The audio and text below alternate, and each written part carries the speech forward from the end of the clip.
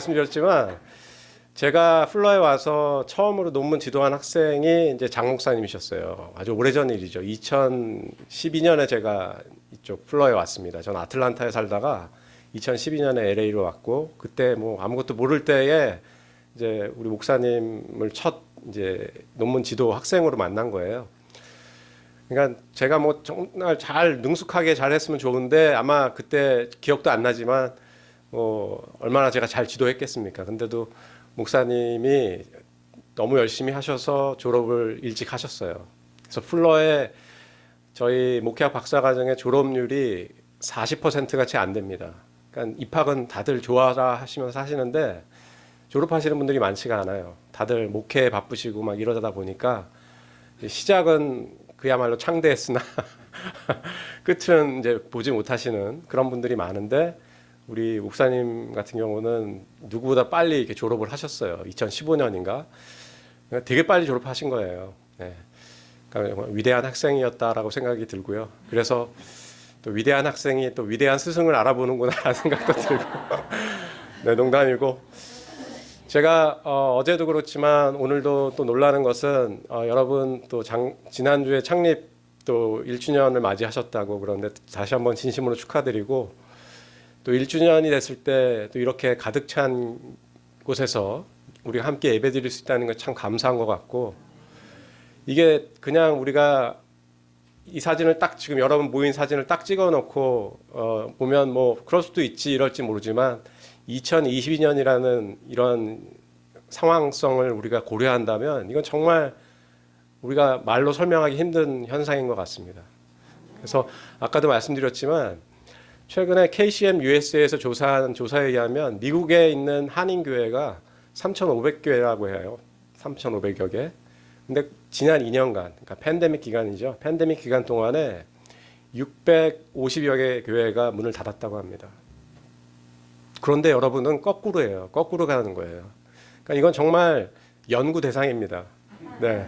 그러니까 저도 한 분 한 분한테 여쭤보고 싶어요. 어떤 비결로 여러분들이 이렇게 큰 성장을 이루셨는가.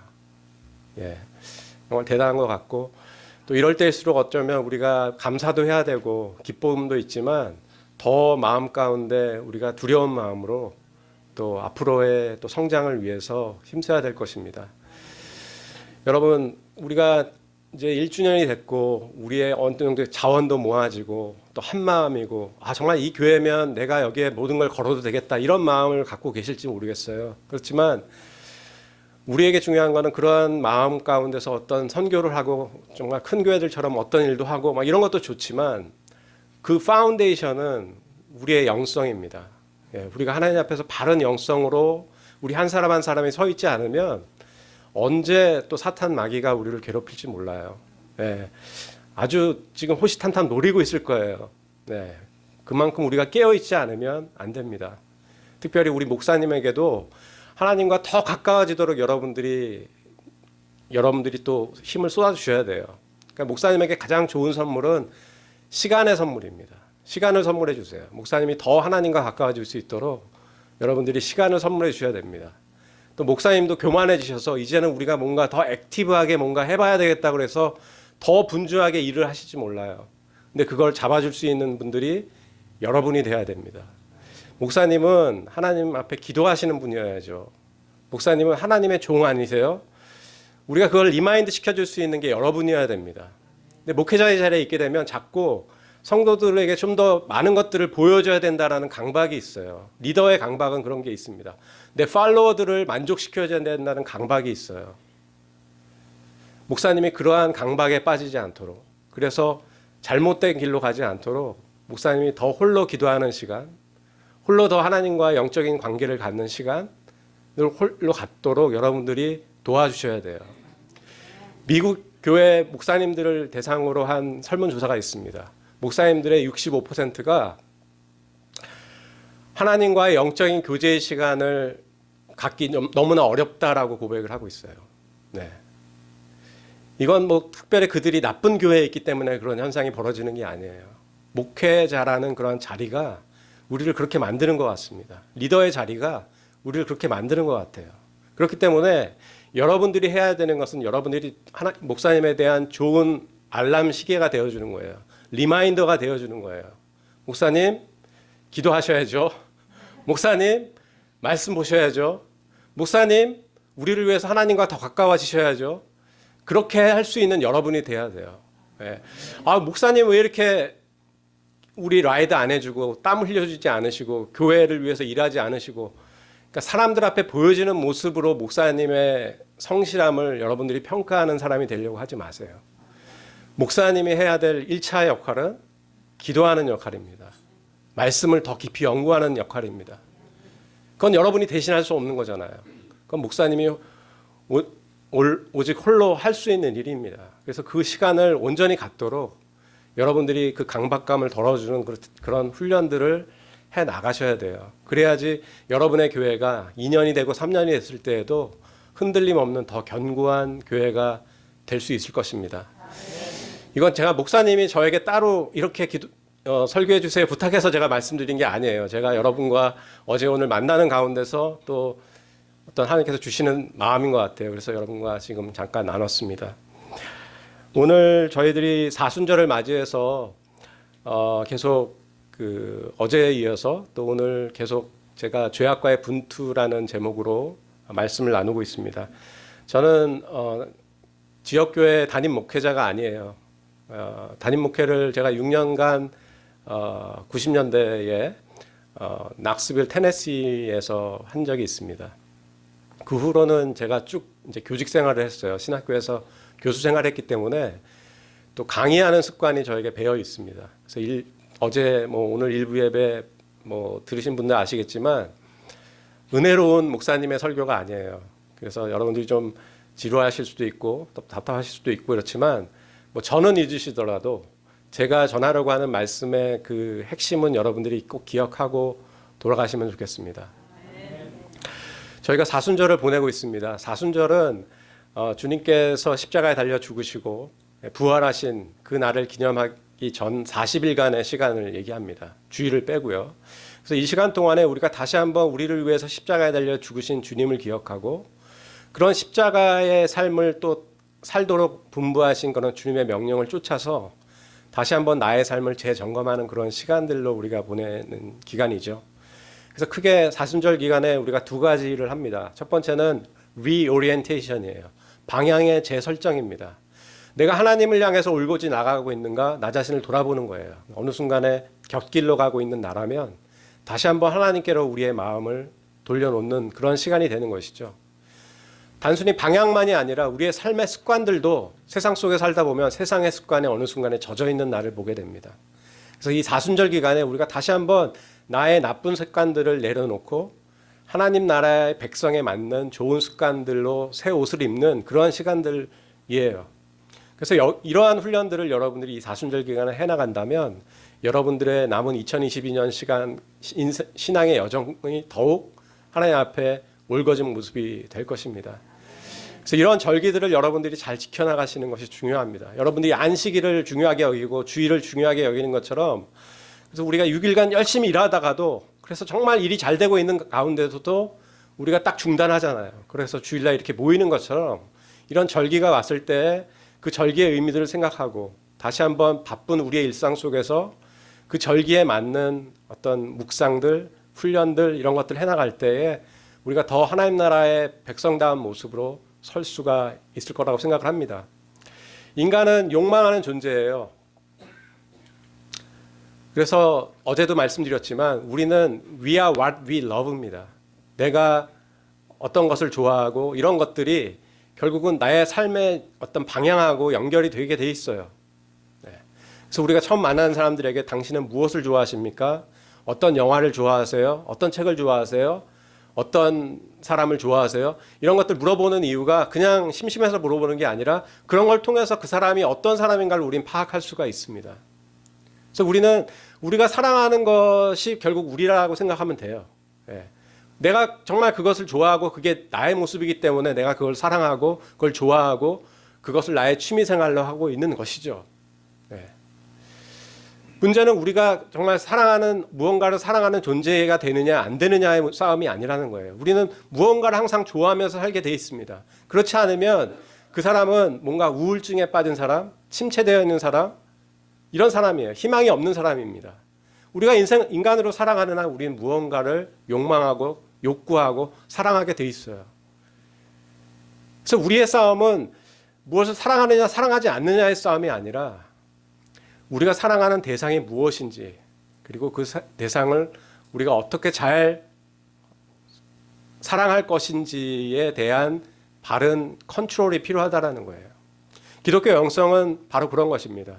우리의 안에 있는 욕망들이 하나님 안에서 바르게 자라가도록 도와주는 학문이 기독교 영성이에요. 그래서 제가 오늘 여러분과 나눌 이야기도 그와 관련된 이야기입니다.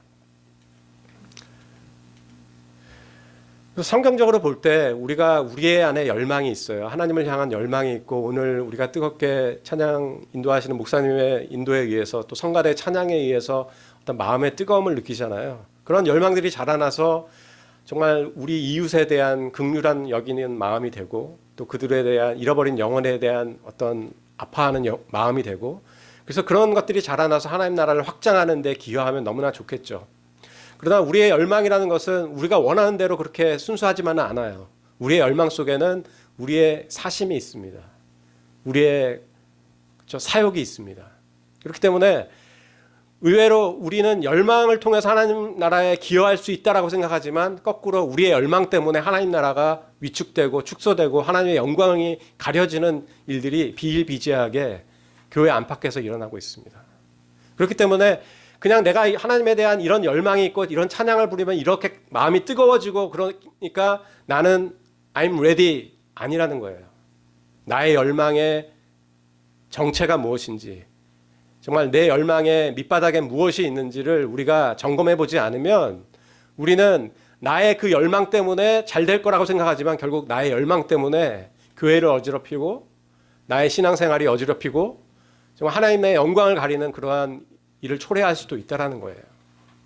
그렇기 때문에 나 자신에 대한 분별, 나 자신에 대한 점검, 나 자신을 제대로 볼 수 있는 그러한 관점을 갖는 일, 이런 것들이 상당히 중요합니다. 그래서 오늘 얘기 나눌 것은 바로 그러한 나 자신을 응시하는 것에 대한 이야기예요. 정직에 대한 이야기입니다. 사도 바울은 많은 시간을 이러한 일에 할애했어요. 나의 자녀들아, 너희 속에 그리스도의 형상이 이루기까지 다시 너희를 위하여 해산하는 수고를 내가 한다라고 얘기하고 있습니다.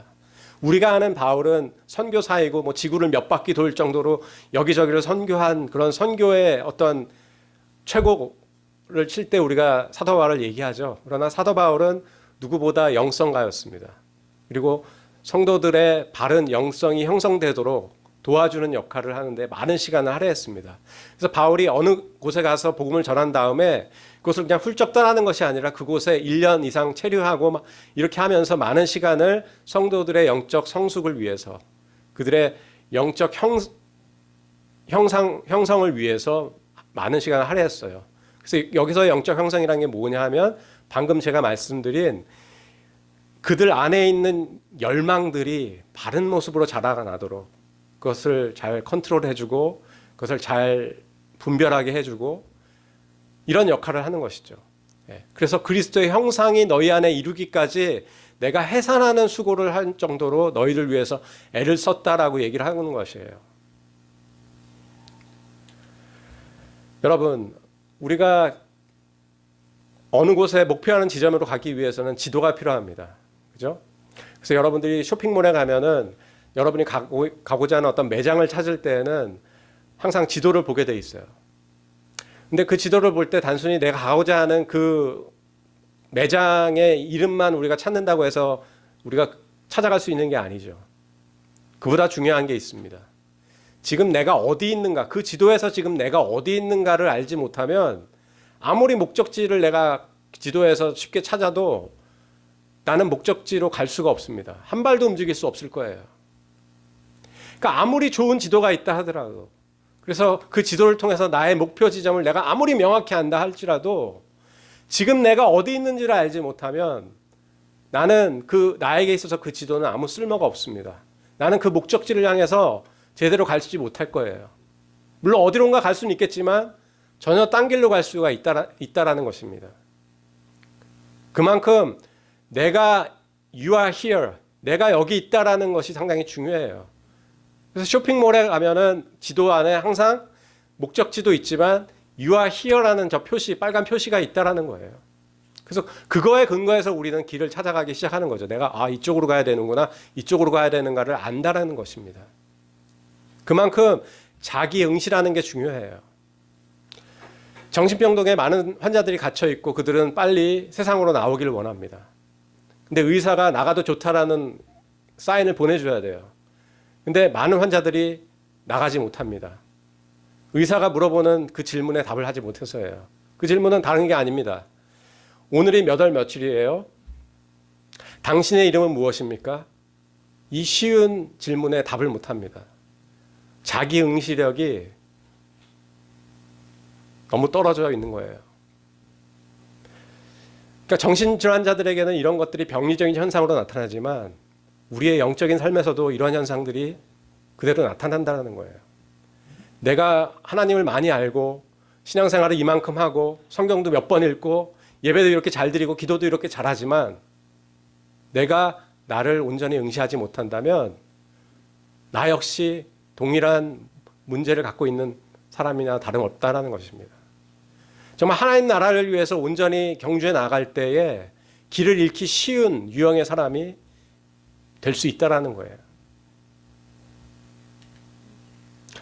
어제 참여하신 분들은 아시겠지만 이 그림은 누구예요?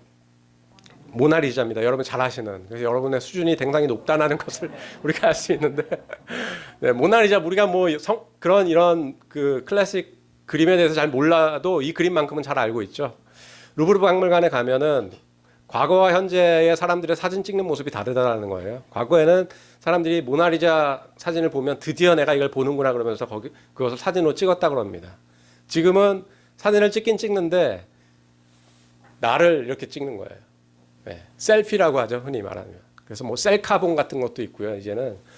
그래서 시시각각 자기의 사진을 찍어서 올리잖아요. SNS라든지 이런 걸 통해서 내가 여기에 왔노라, 내가 이것을 보았노라, 이것을 많은 사람들에게 알리고 싶은 것이죠.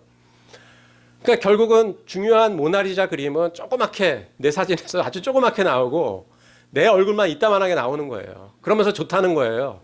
그게 오늘날 우리의 모습입니다. 신앙생활 할 때도 마찬가지라는 거예요. 나르시즘에 빠진, 자기에 빠진 우리들은 나의 모습만 부각되는 그런 신앙생활을 한다라는 거예요.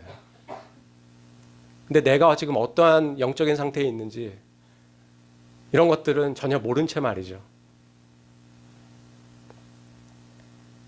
그래서 영성 형성을 위해서 핵심적인 일은 자기 응시라고 할 수 있습니다. 자기 자신을 객관화해서 볼 수 있는 능력을 자기 응시라고 해요. 여러분은 여러분 자신을 얼마나 객관적으로 잘 알고 있습니까? 우리가 거울은 매일 보죠. 네.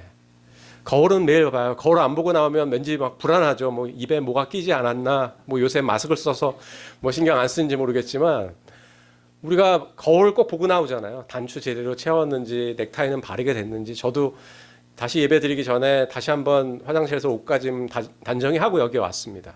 네. 그러니까 거울을 보지 않으면 우리가 안 되잖아요. 근데 우리의 내면의 거울도 우리가 항상 보느냔 말이죠. 내가 지금 어떠한 상태인지 여러분들 객관적으로 아시냐는 거예요. 우리는 스스로 잘 안다고 생각하지만 당장 여러분을 잘 아는 분들에게 지금 나에게 있어서 나의 단점은 뭔 것 같아? 나의 잘못된 습관은 무엇인 것 같아? 이렇게 얘기하면 그 얘기를 들을 때 깜짝깜짝 놀라는 경우들이 많이 있습니다. 내가 보지 못하는 나의 모습이에요.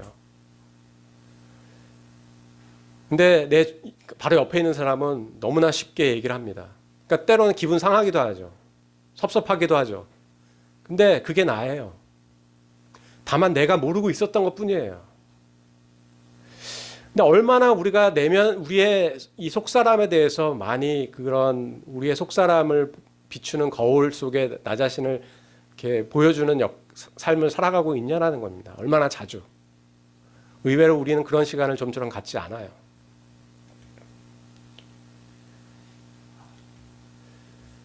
바울은 얘기합니다. 너희는 믿음 안에 있는가 너희 자신을 시험하고 너희 자신을 확증하라.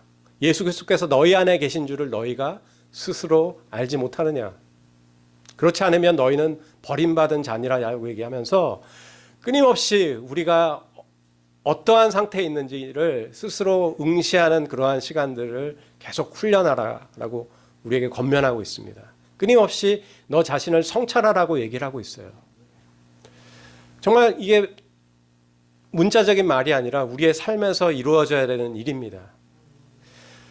그러니까 우리가 신앙생활 하면서 하나님을 알기 위해서 많은 노력을 해요. 그죠? 성경 공부도 하고, 좋은 말씀들도 듣고, 예배도 참여하고, 그래서 교회 생활 더 잘하기 위해서 많은 훈련들도 합니다. 찬양도 새롭게 부르고, 배우고, 구역 모임도 하고. 근데 그거 이상으로 중요한 게 나 자신을 아는 일이에요. 교회사의 전통 가운데서 많은 우리의 신앙의 선배들은 나 자신을 아는 일의 중요성에 대해서 상당히 많이 강조했습니다. 토마스 캠피스라는 분을 아시나요? 그리스도를 본받아라는 책을 쓴 분이십니다. 이분은 겸손한 자기 이해는 그 어떠한 깊은 배움보다도 하나님을 아는 확실한 길이다라고 얘기를 하고 있어요. 어거스틴이라고 또 들어보셨죠? 어거스틴은 다음과 같이 기도했습니다. 하나님, 당신을 알기 위해서 제 자신을 알도록 도우소서. 이렇게 기도해 보신 적 있으세요? 내 자신을 온전히 알아야지 우리가 하나님을 더 잘 알 수 있어요. 나에게 필요한 정말 하나님을 알 수 있죠. 칼빈, 종교개혁가인 칼빈도 이렇게 얘기합니다. 모든 거룩한 교리는 결국 두 가지로 요약된다. 하나님을 알기와 우리 자신을 알기로 요약된다라는 거예요. 그러나 오늘날 우리는 여기에 비해서 상당히 하나님을 알기 위해서는 많은 노력을 하는데 나 자신을 알기 위해서는 우리가 시간을 거의 할애하지 않습니다. 그러니까 모든 외부적인 활동성에 우리의 시간을 다 빼앗기고 나의 내면성을 돌보는, 나의 내면을 살피는 데에는 많은 시간을 할애하지 않아요.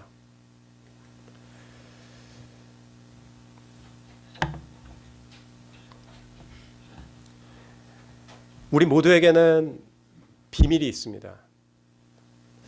그래서 각 가정마다도 겉보기에는 저 가정은 참 화목해 보이고 아름다워 보여 그러지만 그 아름다운 가정에도 남모르는 누구에게도 말할 수 없는 그 가정만의 어떤 비밀스러운 또 어두운 또 슬픈 그런 이야기들이 있죠. 우리의 가정도 그렇고 여러분의 가정도 그렇고 다 그럴 거예요. 그런 게 없는 사연이 없는 가정이 없죠. 우리 개인도 마찬가지입니다. 남들 보기에는 번듯하고 좋은 학교를 다니고 좋은 직장을 다니고 자녀들도 잘 대학하고 출세하고 아무 문제가 없는 사람 같지만 우리 안에도 남모르는 그러한 슬픔과 아픔과 또 죄악과 어두움이 있다라는 거예요.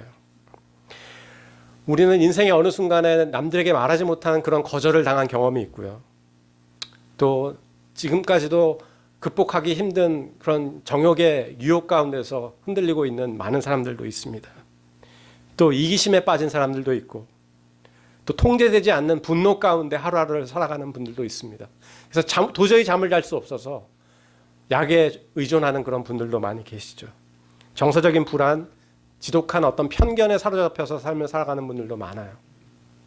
시기심 가운데 살아가는 분도 많습니다. 다만 우리는 이런 것을 서로에게 얘기하지 않을 뿐이지 우리 모두가 그러한 어두운 그림자를 갖고 삶을 살아가고 있습니다. 그것이 무엇이든 간에 우리는 그 비밀들을 숨기고 살아갑니다. 다른 사람에게 숨기는 것은 물론이고 우리 자신에게도 숨긴다는 데 문제가 있어요. 물론 다른 사람들에게야 부끄러워서 얘기를 안 하고 이럴 수 있겠지만 나 자신도 그거를 그냥 억누른 채로 살아간다는 거예요. 자꾸 다른 것으로 덮어 놓으려고 하는 것이죠. 근데 그런다고 덮어지고 지워지나요? 늘 거기에 있습니다. 우리의 삶에 항상 기억 속에 다시 한번 피어오르는 그러한 어두운 기억들과 어두운 이야기들이 우리의 삶 가운데 있다라는 것이죠. 그리고 우리 스스로가 숨기려고 하는 그 어두움은 결국은 하나님에게까지 마저 숨기는 것이 되어버려요.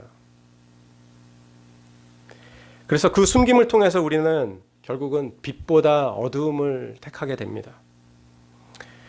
그래서 우리의 어떤 취약함과 부끄러움과 수치스러움과 이런 아픔에 대해서 우리는 그것을 꽁꽁 감춘 채로 결국은 고립되어 버립니다. 적어도 그 문제 안에서는 사람들과 하나님과 단절된 채로 내가 고립을 자초하는 존재가 되어버리죠.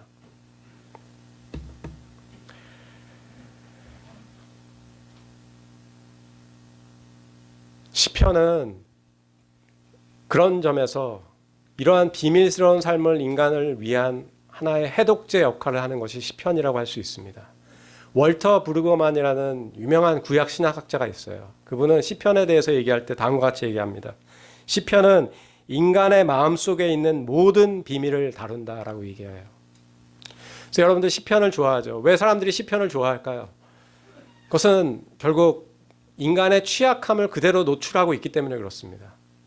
그래서 시편을 우리가 많이 읽지만 또 공예배에서도 많이 읽지만 공예배에서 나누기에 힘든 시편의 내용들도 많아요. 주님 언제까지 제 원수가 저를 이런 거 우리가 공예배에서 같이 읽긴 좀 그렇잖아요. 그러나 엄연히 그것도 시편의 기도의 내용 중에 하나입니다. 오히려 많은 장을 할애하고 있어요. 그런 애통, 애가가 시편의 30-40%를 150편 가운데서 30-40%를 차지하고 있습니다. 그러니까 시편은 그 안에 있는 시편 기자는 그 자신 안에 있는 어두움을 결코 감추고 그걸 가지고 홀로 고립되어 있지 않았어요. 그걸 가지고 하나님께 나왔습니다. 정말 어떻게 보면 누군가 그 기도를 듣는다면 참 성숙하지 못한 기도라고 손가락질할지 몰라요. 그러나 그는 그 자신 안에 있는 아픔과 그의 어떤 죄악됨과 그의 어떤 분노하는 마음과 그의 두려운 마음과 이런 것들을 하나도 빠짐없이 하나님 앞에 다 벌거벗긴 채로 폭로했습니다. 우리에게 필요한 것이 그거예요.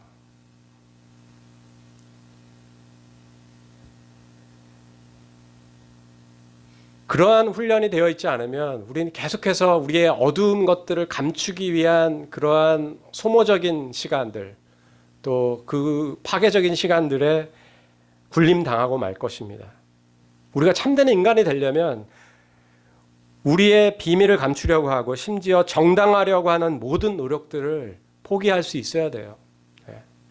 그러니까 우리는 단순히 우리의 그런 어두운 것들, 우리의 죄악들 이런 것들을 감추는 수준이 아니라 아예 그걸 정당화하죠. 내가 이럴 수밖에 없었기 때문에 이런 거야 라는 식으로 자꾸 저스티파이하고 그렇게 삶을 살아갑니다. 우리가 할렐루야로 하나님 앞에 정직하기는 쉬워요. 나에게 감사한 일이 있고 자녀들이 잘 되고 하는 일이 잘 되고 이럴 때 하나님 앞에 나와서 감사 찬양하고 하나님 감사합니다 이렇게 기도하기는 쉬워요. 그러한 정직은 쉬워요. 우리 모두가 기본적으로 할 수 있는 것입니다. 근데 그보다 약간 어려운 정직은 뭐냐면 내가 뭔가 마음에 상처가 있을 때 뭔가 누군가에게 거절을 당했을 때 그런 거 가지고 하나님한테 기도하기 조금 힘들어요. 약간 좀 챌린저블한 상황이 돼버리죠. 물론 그런 것까지도 하나님 앞에 가져와서 기도하는 분들 계십니다. 조금 더 성숙한 분이라고 할 수 있습니다.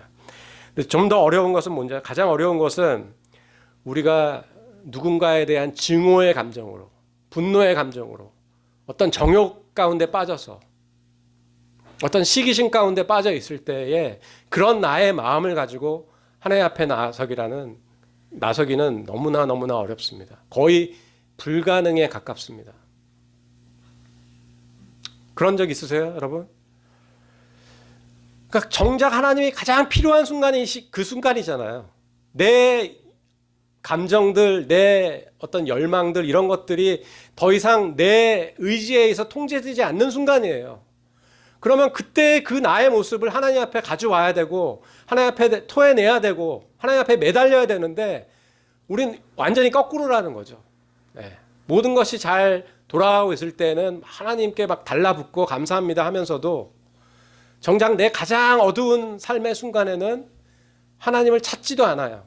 그리고 내 스스로가 그 내 죄악의 문제를 혼자 해결하려고 하고 덮으려고 하고 정당화하려고 하는 그러한 삶을 사는데 우리가 급급하다라는 것입니다.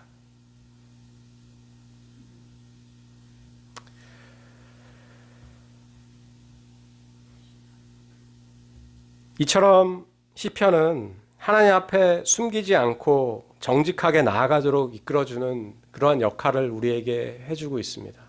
그래서 여러분들이 시편을 매일같이 읽는 훈련을 해나가신다면 여러분이 하나님 앞에서 정직한 영이 되는데 많은 도움이 될 거예요.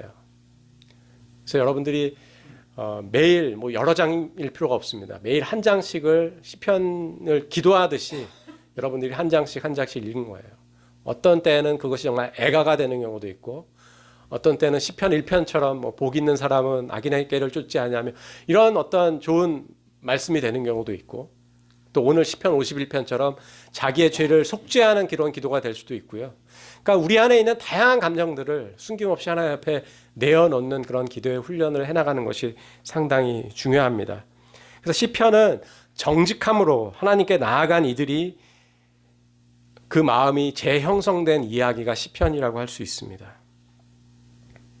그래서 지금 화면에 보이는 것처럼 요한일서 가운데 이렇게 얘기를 하고 있습니다. 만일 우리가 우리의 죄를 자백하면 그는 미쁘시고 의로사 우리 죄를 사하시며 우리를 모든 불의에서 깨끗게 하실 것이요 만일 우리가 범죄하지 아니었다 하면 하나님을 거짓말하는 이로 만드는 것이니 또한 그의 말씀이 우리 속에 있지 아니하니라 라고 말하잖아요.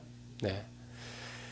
우리가 예수 그리스도의 보혈의 피로 죄 사함을 받은 존재지만 우리 모두가 알고 있습니다. 우리는 여전히 죄를 범하면서 매일매일을 살아가고 있어요.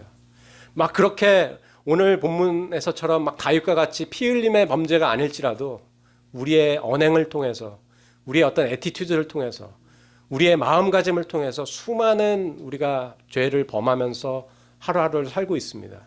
근데 우리는 마치 아무런 죄가 없는 것처럼 그런 것들을 하나님 앞에 가져오지 않고 신앙생활 할 때가 너무나 많아요. 어제도 말씀드렸지만 우리의 신앙생활 가운데 점점점 죄의 고백의 자리가 사라지고 있습니다. 기도를 그렇다고 안 하는 게 아니에요. 찬양하고 감사하고 간구하는 기도는 매일같이 하죠. 근데 정작 죄의 고백은 안 하는 거예요. 그러니까 우리의 외적인 삶을 위한 여러 가지 필요들이 있기 때문에 거기에 대해서 하나님께 매달리고 또 거기서 나타나는 어떤 결과들에 대해서 하나님께 감사하고 이런 것들을 우리가 잘하지만 결국 우리의 속사람, 남들은 알지 못하는 나의 비밀스러운 곳에서 일어나고 있는 일에 대해서는 우리가 하나님께 좀처럼 그것을 드리려고 하지 않아요. 그러니까 하나님은 내 삶의 주인이십니다라고 하지만 내 마음의 곳곳의 방들은 문이 잠겨져 있습니다. 아직도 하나님이 한 번도 들어와 보시지 않은 방이 많아요, 내 안에. 문제는 그 방은 나 자신도 잠겨져 있는지를 모른다라는 거예요. 왜? 평상시에 내가 나 자신을 응시하면서 살지 않기 때문에. 그렇기 때문에 여러분들이 매일매일의 삶에서 여러분의 삶을 응시하셔야 된다라는 겁니다. 성찰하셔야 된다라는 거예요. 주목하셔야 된다라는 겁니다. 그래야지 내 안에 있는 죄악들이 보이고 그것을 가지고 구체적으로 하나님 앞에 이야기할 수 있고 토할 수 있고 고백할 수 있고 참여할 수 있기 때문에 그래요.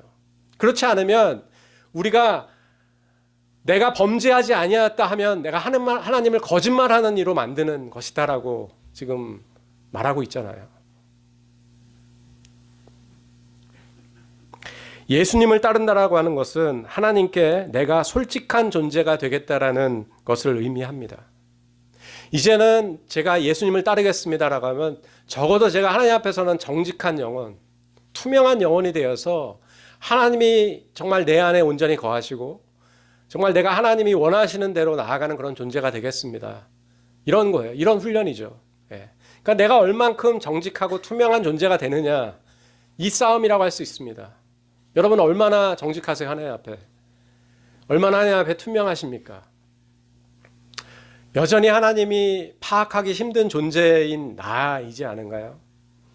여전히 하나님께 절반만의 나의 모습만을 보여드린 채로 살고 있지는 않나요? 한번 우리가 돌아봐야 됩니다. 오늘 시편 51편은 다윗의 유명한 기도죠. 그리고 이 51편 같은 경우는 특별히 그 정황들을 우리가 알 수 있습니다. 사무엘하 11장 12장에 그 관련된 내용들이 나오는데요. 다윗이 그 우리아의 아내 밧세바를 범한 사건 이후에 다윗의 참회 기도입니다. 그래서 다윗이 밧세바를 범한 이후에 그 남편이 우리아라는 아주 충성된 장군이었어요. 그러니까 밧세바를 범한 것도 잘못했지만 그 우리아를 죽이려고 했고 실제로 죽였잖아요.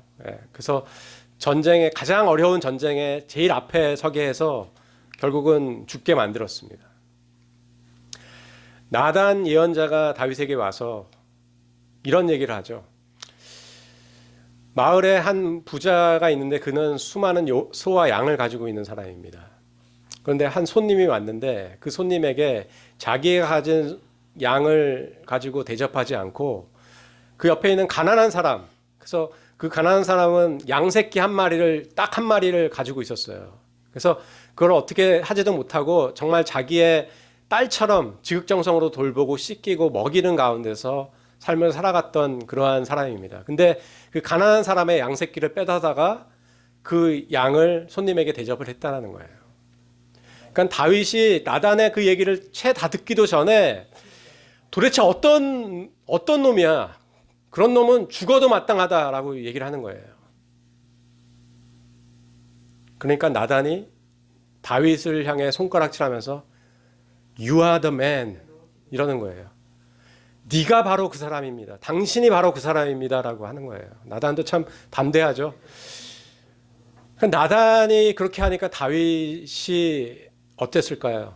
여러 가지 반응이 나올 수 있지만 다윗은 비로소 그때 자기 응시를 하게 됩니다. 그렇죠? 비로소 내가 잘못했음을 자각하게 돼요. 그러면서 다윗이 하나님 앞에 나와 기도한 내용이 오늘 시편 51편의 내용입니다. 그래서 51편 보면은 하나님이여 저를 불쌍히 여겨주시옵소서 저는 죄인입니다 이렇게 시작하고 있어요. 그래서 어제 말씀 봤던 예수님이 비유로 들으셨던 세리의 기도, 주여 have mercy on me, 저에게 자비를 베푸소서 저는 죄인입니다 이렇게 기도하잖아요. 하늘을 바라보지도 못하고 고개를 숙인 채로 자기의 죄인됨을 기도하는 그 세리의 모습처럼 다윗이 시편 51편을 그렇게 시작하면서 기도하고 있습니다. 그러면서 중간에 하나님은 중심이 정직한 자를 원하시니까 제가 다시 한번 내 안에 정직을 회복하길 원합니다라고 하면서 우슬초로 저를 쳐주세요. 우슬초로 저를 씻겨주세요라고 기도합니다. 우슬초는 레위기와 민수기에 나오는데 어떤 내용이냐면 나병 환자들은 부정하다고 생각했잖아요. 유대인들은. 그러니까 나병 환자들이 공동체 안으로 들어오기 위해서는 그들을 정결케 해야 하는 의식이 필요했습니다. 그때 하는 것이 희생제물에 피를 우슬초에 묻혀서 그것을 7번 그 나병 환자에게 이렇게 뿌리는 거예요. 그러면 이제 정결케 된다라고 해서 그 사람이 공동체 안으로 들어왔습니다. 뿐만 아니라 죽은 시체를 만진 그러한 사람들의 경우에 다시 한번 믿음의 공동체 안에 들어오기 위해서는 우슬초로 마찬가지로 정결 의식을 거쳐야지만 들어올 수 있었습니다. 다윗은 지금 자기가 그런 상태라고 생각한 거예요. 저는 죽은 영혼입니다. 죽어있는 존재입니다. 그렇기 때문에 하나님 제가 그 정직한 영을 회복할 수 있도록 우슬초로 저를 쳐주세요. 그리고 다윗은 그의 어떤 외적인 모습이 아니라 그의 내면, 아무도 모르지만 그의 내면을 회복시켜 달라고 하나님 앞에 기도합니다. 하나님이여 내 속에 정한 마음을 창조하시고 내 안에 정직한 영을 새롭게 해주세요 라고 기도하는 거예요. 그래서 하나님, 우리가 읽진 않았지만 후반부에는 하나님은 인간의 어떤 제사를 원하시는 하나님이 아니시라는 걸 압니다. 그래서 제가 지금 잘못해서 하나님께 수천 마리의 소와 양으로 번제를 드리고 저의 죄의 씻김을 받기를 원하지만 하나님은 그런 걸 원하시는 분이 아니라는 걸 제가 너무나 잘 알아요. 라고 하면서 기도하는 거예요. 그러면서 하나님이 원하시는 것은 정직한 영이구나. 그렇기 때문에 내가 하나님 앞에 내 상한 심령을 드립니다라고 하면서 기도하는 게 지금 다윗의 시편 51편입니다. 우리에게 필요한 기도가 바로 이거라는 거예요. 주일날 예배 빠지지 말아야죠. 기도에 참석해야죠. 구역 예배 들어가야죠. 개인 경건생활 잘해야죠. 이런 거 다 중요합니다. 그러나 무엇보다 하나님이 기뻐하시는 것은 우리의 상한 심령이에요. 그래서 하나님은 그 중심이 정직한 자를 사랑하시고 글을 들어 쓰십니다. 그렇기 때문에 우리가 우리의 정직을 감을 훈련하는 것이 필요해요. 그러나 앞에도 말씀드린 것처럼 자기 연민에 빠진 시대, 나르시스틱한 우리 시대, 모나리자 그림을 보고서도 자기 찍기에 바쁜 그러한 시대 가운데서 우리는 점점 정직의 기술을 잃어버리고 있어요. 그래서 나를 포장하기에 바쁩니다. 사람들에게 보여주는 나의 모습을 더 가꾸기에 바빠요. 특히 오늘날 SNS라든지 유튜브라든지 이런 자기 과시를 할 수 있는 여러 장치들은 점점점 나를 더 아름답게 치장하는 데에만 우리가 몰두하도록 이끌고 있습니다. 중요한 것은 사람들이 나를 어떻게 보느냐가 아니라 하나님께서 나를 어떻게 보시느냐예요. 연예인들 가운데 자살률이 높아요. 왜 그럴까요? 연예인들은 사람들에게 보여지는 자기의 이미지를 가꾸는데 많은 시간을 할애할 수밖에 없는 사람들입니다. 늘 무대에 스포트라이트를 받기 때문에 사람들에게 보여지는 나의 모습을 가꾸는데 많은 시간을 할애합니다. 그러나 정작 무대 뒤에서는 공허한 자신의 모습을 보는 거예요. 속은 텅 비어있는 자신의 모습을 보는 거예요. 그러니까 그것을 컨트롤하지 못해서 결국은 극단적인 선택을 하는 분들이 많다라는 것이죠. 우리도 그렇습니다. 우리는 빛의 자녀라고 하잖아요. 그렇기 때문에 내가 늘 하나님의 사랑받는 자로서 스포트라이트를 받는 것 같고 교회 안에서 그런 빛의 자녀답게 살아가려고 노력을 하지만 우리가 우리의 속사람을 돌보지 않으면 어느 순간에 우리도 속이 텅 비어있는 나 자신을 발견하게 될 것입니다. 물론 우리가 그런 자살이라는 극단적인 선택은 하지 않지만 영적인 그러한 탈진? 네. 그런 것에 빠지기 너무나 쉬운 조건이라는 거예요.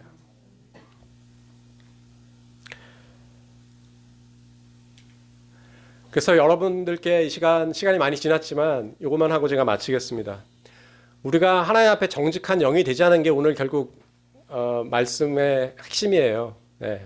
우리가 나의 죄인됨을 우리가 하나님 앞에 매일매일 고백하는 그런 삶을 살자라는 것입니다. 근데 이게 그렇게 하자라고 해서 되지 않아요. 쉽지가 않아요. 그렇게 되면 너무나 좋죠. 근데 우리가 세상 속에서 익힌 습관들이 있고 또 나 자신을 드러내고자 하는 그런 나의 모습들이 있고 또 나는 너무나 활동적이고 외부적인 일들에 많은 시간들이 할애되고 있기 때문에 좀처럼 내 내면을 살피고 내 내면의 것들을 하나님께 드리는 훈련들이 하루아침에 이루어지지 않아요. 그래서 다음과 같은 제안을 드립니다. 이 10가지를 여러분들이 잘 해보시면 여러분들 안에 하나님 안에 정직한 영을 회복하는 데 도움이 되실 거예요. 첫 번째, 골방으로 들어가랍니다. 여러분 골방으로 들어가셔야 돼요. 앞에도 말씀드렸지만 우리는 평상시에 외부적인 활동성에 많은 시간들을 할애합니다. 세상이 우리를 그렇게 요구하고 있고 또 우리가 그렇게 바쁜 사람들이에요. 그리고 그런 외부적인 활동성을 통해서 나 자신을 자꾸 증명하려고 하는 게 우리의 습관이 되어버렸습니다. 그래서 좀처럼 홀로 있는 시간 가운데 우리가 있지 못해요. 그러다 보니까 하나님 앞에 온전한 나의 모습을 우리가 드리지 못합니다. 그래서 가장 먼저 중요한 것은 골방으로 들어가야 돼요. 오랜 시간일 필요 없습니다. 하루에 20분, 30분 정도라도 좋아요. 온전히 골방 안에 들어가 있을 수 있다면 좋습니다. 그러니까 혼자 있는 시간에도 우리는 사실은 오늘날 혼자 있지 못하게 만드는 기제들이 너무나 많아요. 핸드폰이라든지 인터넷이라든지 여러 가지 것들이 우리의 혼자 있는 시간들을 자꾸 침투해 들어옵니다. 그래서 골방으로 들어갈 때는 그런 것들 다 내려놓고 들어가는 거예요. 모든 것을 내려놓고 들어가는 것입니다. 온전히 하나님과 내가 만나는 자리로 들어가는 것이죠. 두 번째, 침묵하라는 것입니다. 우리가 잘하는 게 통성기도예요. 하나님 앞에 막 외치고 기도하죠. 근데 통성기도는 잘못하면 내 어떤 사심을 가지고 기도할 수 있는 게 통성기도일 수도 있습니다. 중요한 것은 지금 하는 훈련은 내 안에 나를 온전히 응시하는 거예요. 그것을 위해서는 내 스스로가 좀 잠잠할 필요가 있습니다. 그리고 잠잠할 때 어떤 현상이 벌어지냐면 우리가 잠잠하면 하나님의 포커스할 수 있는 게 아니에요. 그렇기 때문에 아마 여러분들이 통성기도를 하는지 몰라요. 침묵기도를 하려고 하면 온갖 잡념들이 내 안에 들어오죠. 예. 누굴 만났던 기억도 있고 어떤 사람이 나에게 했던 어떤 기분 나쁜 말도 생각이 나고 어느 순간부터 내가 막 그 사람하고 싸우고 있는 거예요. 상상 속에서. 예. 혹은 미래에 있을 어떤 일에 대한 걱정, 뭐 어떤 잡념들이 수만 가지가 생각이 납니다. 여러분 그게 어떻게 보면 지금 나를 지배하고 있는 나의 생각들이고 나를 움직이는 동력들이에요. 그러니까 침묵 속에서 우리가 그 정체들을, 그 실체들을 파악해 볼 수 있어야 됩니다. 그래서 침묵하라는 거예요. 그래서 그 내 내면에 내가 초대하지 않은 그 불청객들이 어떠한 존재들인지를 우리가 볼 수 있어야 된다는 거예요. 그리고 하나님은 모든 것 가운데 계신 하나님, 또 모든 것 위에 임재하고 계신 하나님이라는 것을 우리가 인정할 수 있어야 됩니다. 그리고 그 하나님은 나의 어두운 것조차도 내가 어두운 것을 생각하고 어두운 것 가운데 사로잡혀 있는 순간에도 거기에 함께 하셨던 하나님이라는 것을 우리가 기억할 수 있어야 돼요. 그럴 때 우리가 어둠에 대면할 수가 있습니다.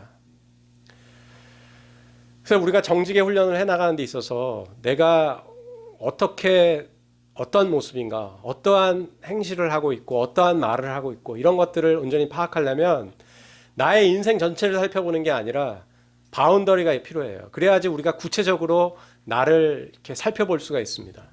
그래서 여러분들에게 권하는 것은 24시간의 바운더리 안에서의 나의 모습을 살피라는 거예요. 막 한 달, 두 달 전의 모습을 가지고 막 하나님 죄송해요 막 그러지 마시고 24시간의 바운더리 안에서 구체적으로 아주 주도 면밀하게 여러분의 행실들을 살피라는 거예요. 아무 일도 없었던 것 같죠?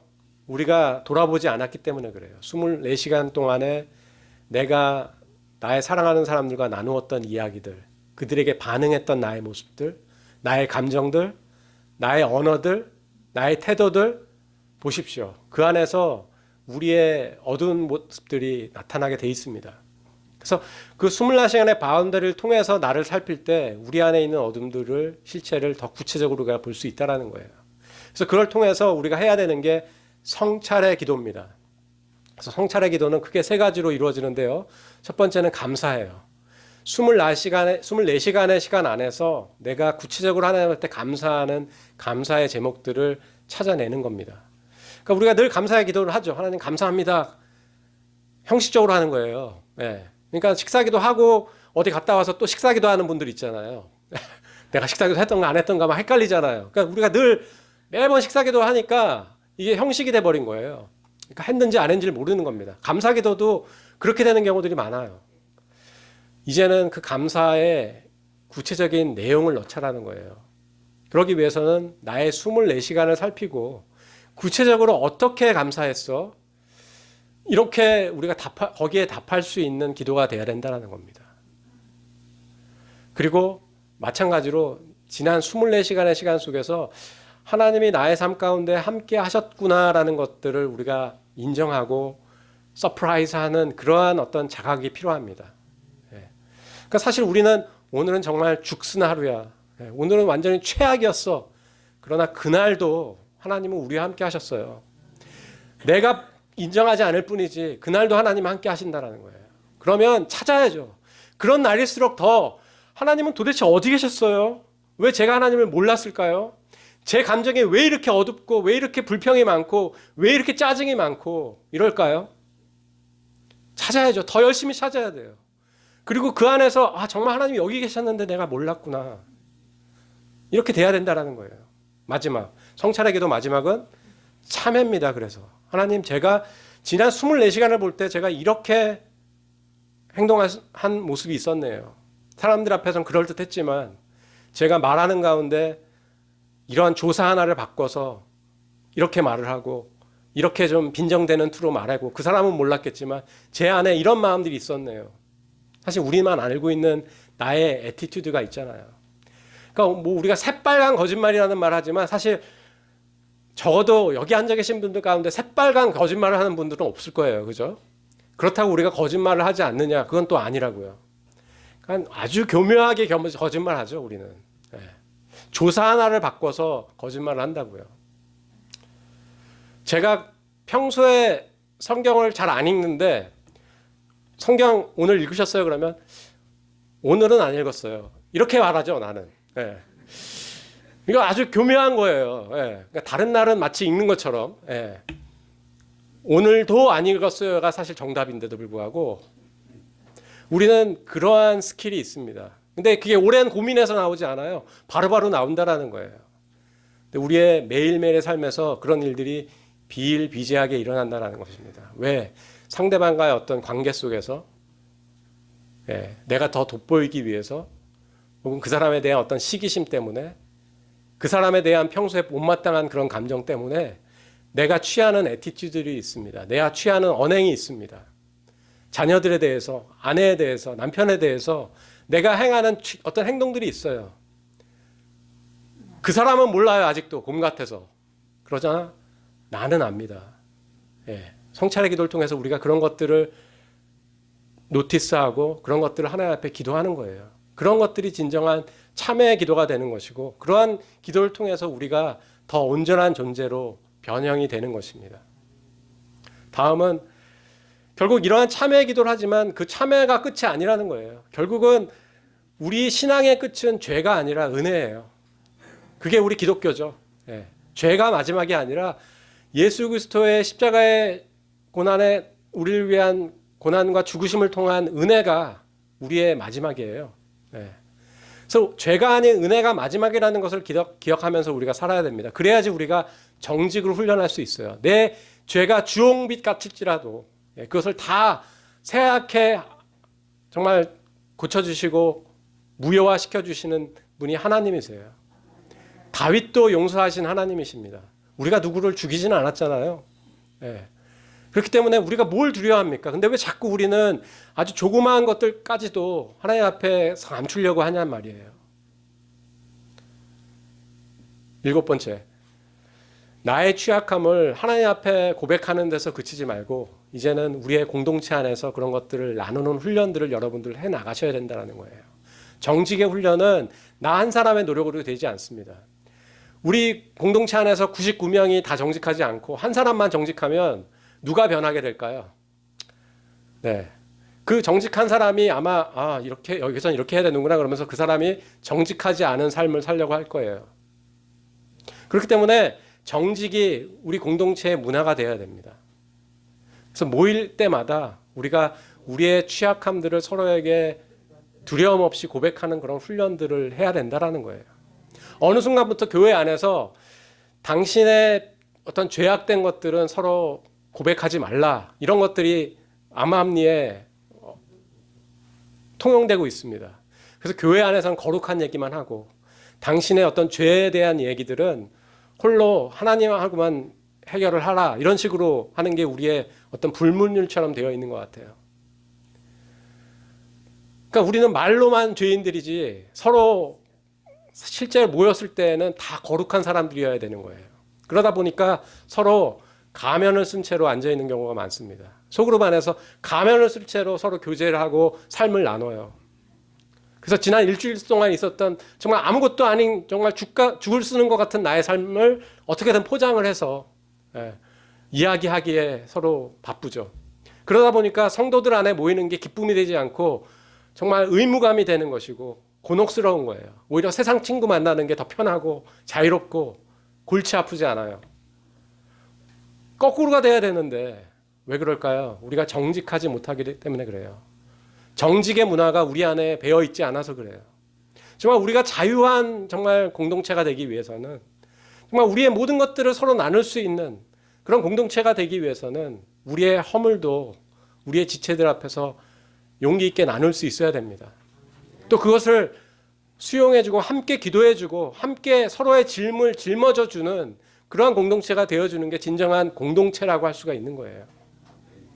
그래서 여러분의 구역 모임 안에서 여러분들이 모이는 그 자리에서 항상 여러분의 성공담만이 서로에게 나눠지는 것이 아니라 여러분의 가장 밑바닥의 모습들, 여러분의 취약한 모습들이 서로에게 고백되고 서로 기도해달라고 요청하고 그래서 함께 기도하는 모습들이 우리 안에서 우리의 그런 소그룹 안에서 자주 드러나는 그러한 여러분들의 공동체가 되기를 바랍니다. 여덟 번째, 나단을 인정하라는 거예요. 예. 오늘 다윗의 이야기에서 다윗이 자기 응시를 할 수 있었던 이유는 나단의 용기 있는 다윗의 죄를 폭로하는 일들을 통해서 가능했거든요. 그러니까 우리의 삶 가운데서 나는 나의 죄야 나의 어두운 것들을 꽁꽁 감추지만 내 주변에 나를 사랑하는 사람들 혹은 내 주변에 어떤 사람들은 우연히 혹은 의도적으로 나의 그런 어두운 면들을 폭로하는 사람들이 있습니다. 처음에는 그런 사람들에 대해서 되게 섭섭한 마음을 갖게 되죠. 또 그런 사람들에 대해서 내가 되게 방어적이 됩니다. 내 죄에 대해서 내 어둠에 대해서 사실 그런 게 아니고 막 이렇게 변명하게 되고요. 그 사람을 원망하게 되고요. 이렇게 된다라는 거예요. 그러나 그 사람이야말로 어떻게 보면 내가 나를 다시 한번 보게 해준 어떻게 보면 은인이라고 할 수 있습니다. 설사 그 사람의 의도는 나를 정말 음해하고자 하는 그러한 나쁜 의도가 있었다 할지라도 그것을 통해서 나의 죄악들이 드러났다면 궁극적으로 우리는 그 사람을 인정해주고 빨리 나의 죄를 응시하고 그것을 가지고 하나님께 나오는 그러한 자리로 와야 될 거예요. 나단이 나올 때마다 계속해서 자꾸 자기를 정당화하고 변명하고 그 사람하고 싸우려는 그런 존재가 된다면 우리는 시간을 허송세월하는 것입니다. 여러분 자존심을 버리셔야 돼요. 우리는 죄인입니다. 우리는 죄인들의 공동체고 죄인들의 모임이에요. 그래서 저는 예수사랑 비전교회가 어떠한 교회로 소문나기를 원하냐면 뭐 이렇게 성장한 교회, 이렇게 성장한 교회, 뭐 이웃을 위해서 이렇게 헌신하는 교회, 뭐 해외 선교를 이렇게 하는 교회도 좋지만 가장 본질에 충실된 교회, 죄인들의 공동체. 정말 그것이 온전히 드러나는 교회가 된다면 그거 이상으로 좋은 교회가 없을 겁니다. 정말 이곳은 정말 죄인들이 가득한 교회다라고 했을 때 여러분들은 더 이상 전도 안 하셔도 될 거예요. 정말 세상에 상처 입은 분들, 아픔 있는 분들, 누구에게도 말하지 못하는 어떤 죄악으로 씨름하는 분들이 정말 죄인들이 와서 자기의 죄를 고백할 수 있고 자기의 죄를 나눌 수 있고 그런 것들을 서로 위로해주고 격려해주는 공동체가 있다다 하면 그런 사람들은 기다렸다는 듯이 모여든다라는 거예요. 이 얘기하니까 갑자기 생각났는데 그 예전에 스페인에서 이제 집을 나간 아들이 있었습니다. 그러니까 아버지가 그 아들이 돌아오길 바라면서 신문에 광고를 낸 거예요. 파코야, 아들 이름이 파코였습니다. 파코야, 내가 네 죄를 다 용서하니까 네가 한 모든 것들을 내가 그냥 더 이상 묻지도 않고 그럴 테니까 제발 집으로 돌아와다오. 네가 정말 돌아올 의향이 있으면 우리 내일 뭐 몇 분에 마드리드 광장에서 만나자. 이렇게 얘기를 한 거예요. 그리고 그 아버지가 실제로 그날에 마드리드 광장에서 나갔습니다. 어떤 일이 벌어졌을까요? 이 얘기 아세요? 마드리드 광장에 파코라는 이름을 가진 수천 명의 청년들이 모였다고 하는 거예요. 그만큼 우리는 용서받기를 원하고, 그렇죠? 남들이 알지 못하는 나만의 어떤 비밀과 어둠을 가지고 살아가는 사람들이 가득 찬 세상 가운데 있습니다. 다들 뭐 번듯이 나보란 듯이 잘 살고 있는 것 같지만 그들 모두가 그 어둠을 갖고 있다라는 거예요. 근데 우리의 공동체가 정직한 공동체, 우리의 죄를 서로 나눌 수 있는 그런 공동체가 되어줄 수 있다면 수많은 파코들이 여러분의 교회에 자발적으로 올 것입니다. 그 안에서 위로를 얻기를 원하고 자기의 죄의 짐을 내려놓기를 원하고 격려받기를 원하고 같이 하나님 나라를 위해서 부족하지만 앞으로 나아가길 원하는 그러한 마음들이 될 거라는 거예요. 아홉 번째, 우리가 정직하기 위해서는 아까도 말씀드렸지만 시편으로 기도하시는 훈련을 하십시오. 매일 시편을 한 장씩 읽으세요. 시편은 무척 깁니다. 그죠? 150편이나 되잖아요. 그러니까 한 장씩 읽어도 150일이 돼요. 그러니까 한 시편을 1년에 두 번 반 정도 읽는다 생각을 하시고 여러분들이 시편으로 기도해 나가시면 그것이 다른 훈련도 되겠지만 무엇보다 정직함을 하나님 앞에 기도하는 훈련이 된다는 거예요. 네. 때로는 분노하는 마음으로, 때로는 두려운 마음으로, 때로는 참회하는 마음으로, 때로는 기뻐하는 마음으로 자기 안에 있는 다양한 감정들과 다양한 정서들과 그 빛과 어둠으로 하나님 앞에 기도할 수 있었던 시편 기자의 그 기도를 여러분의 기도로 여러분들이 바꿔 살아가시기를 바랍니다.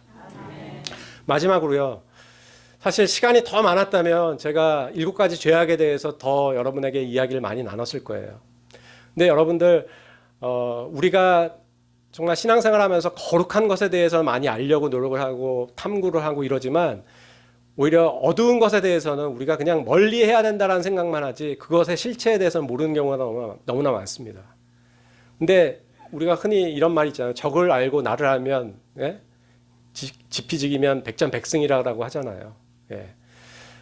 정말 악이라는 것은 마귀라는 것은 실제입니다. 성경 안에서만 나오는 그러한 어떤 과장된 얘기가 아니라 마귀는 우리의 영적인 삶에서의 실제라는 거예요. 그래서 지금도 우리를 유혹하고 있고 우리를 흔들고 있습니다. 그렇기 때문에 죄악이 어떤 식으로 우리 안에 침투하고 어떤 식으로 우리를 유혹하고 나의 죄악된 생각들이 어떠한 경로를 통해서 나에게 들어오는지를 내가 주도 면밀하게 탐구를 할 필요가 있어요. 정말 여러분들이 다이어트를 하기 원하신다면 단순히 내가 음식을 적게 먹어야지 이게 중요한 게 아니에요. 내가 어떤 경로로 도넛을 먹게 되는가를 알아야 돼요. 보니까 내가 밤이 되면 드라마를 보고 그 드라마를 보면서 뭔가 심심하고 이러니까 냉장고에서 도넛을 꺼내더라는 거예요. 그러면 내가 다이어트를 하기 위해서는 밤에 드라마를 보는 그런 습관을 고쳐야 되는 거예요. 마치 이와 같이 우리의 죄도 마찬가지입니다. 내가 그러한 죄악된 생각에 빠지는 데에는 분명한 어떤 경로가 있고 그걸 촉발시키는 어떤 동인이 있어요.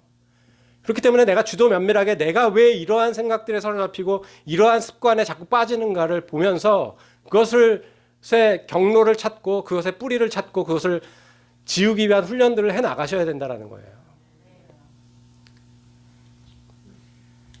그래서 여러분들이 7가지 죄악에 대해서 좀 더 탐색을 하고 싶으신 분들이 계시다면 이야기를 나누지 못했지만 제가 쓴 책이 있습니다. 그래서 아이처치 시대의 7가지 치명적인 죄악 여러분들이 읽어보시면 도움이 되실 수 있을 거예요. 네, 여러분 제가 너무 긴 시간 동안 여러분의 시간을 뺏은 것 같습니다. 여러분들 또 주일날 하실 일도 많고 또 다른 선약도 있으실 텐데 일단 열심히 참여해 주시고 경청해 주셔서 감사드리고 앞에도 말씀드렸지만 저는 여러분들이 곧 잊으시더라도 우리가 잊지 말아야 될 것은 하나님 제가 죄인입니다. 하나님 제가 여전히 죄인입니다. 그리고 제가 하나님 다윗처럼 정직한 영을 회복하기를 원합니다. 그러한 마음이 우리 안에 필요해요. 그래서 아까도 말씀드린 것처럼 여러분의 교회가 정말 죄인들을 위한 최고의 공동체가 됐으면 좋겠어요. 네. 다른 것들이 아무리 부족하다 할지라도 정말 죄인들을 위한 공동체로서 정말 예수사랑 비전교회만한 교회가 없다. 이러한 소문이 난다면 여러분은 하나님께 큰 칭찬을 받는 그런 교회가 될 것입니다. 우리가 사순절을 계속 보내는데요. 우리의 마음들을 다시 한번 하나님 앞에 온전히 튜닝하면서 또 우리의 잘못된 습관들을 하나님이 원하시는 바른 습관으로 고쳐나가면서 여러분들 계속해서 영적으로 승리하시기를 바랍니다. 감사합니다.